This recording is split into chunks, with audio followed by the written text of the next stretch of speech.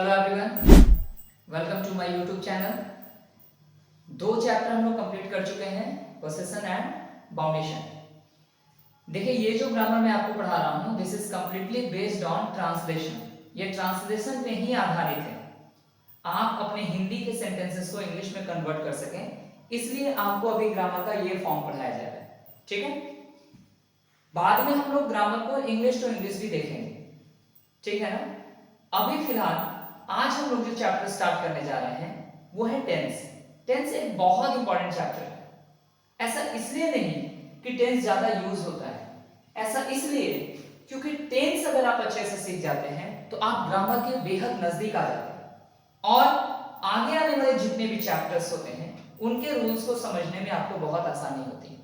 ठीक है, आइए आज हम लोग टेंस स्टार्ट करते हैं।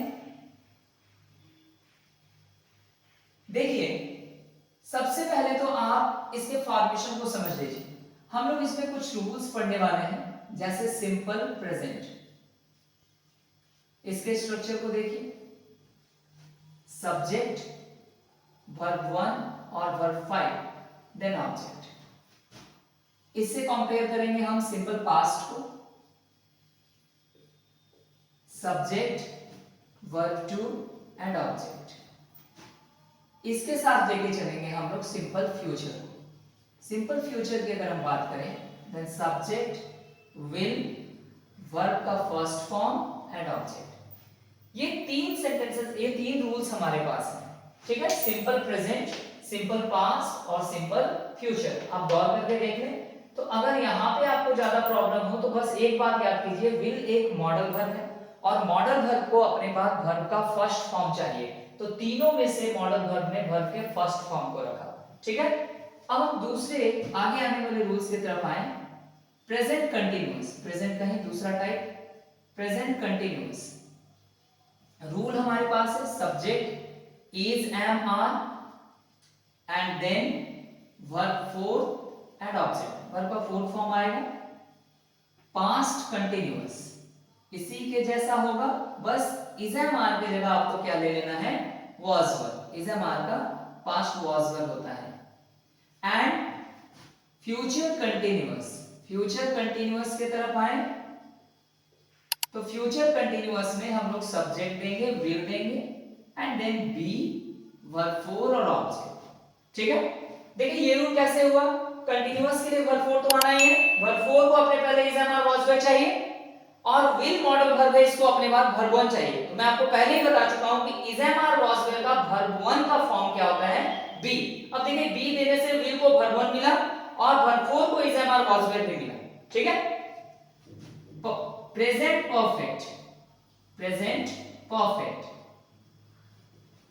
सब्जेक्ट हैज और have, verb 3 and then object.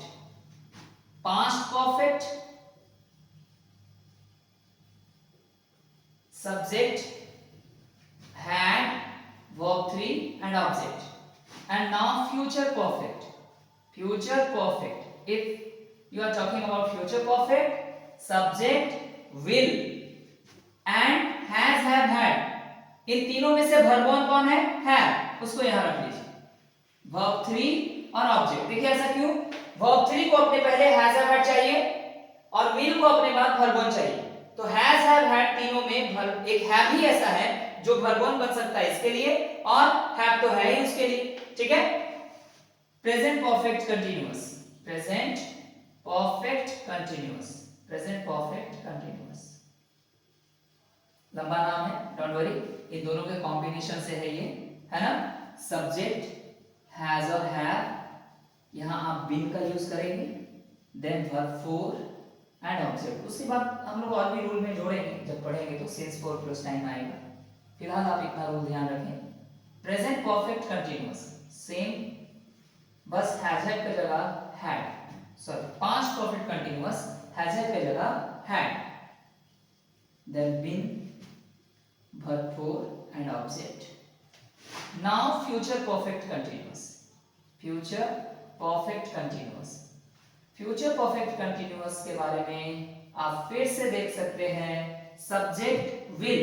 अब विल को यहां वर्ब 1 चाहिए तो हैज, हैव, हैड में वर्ब 1 कौन है, हैव।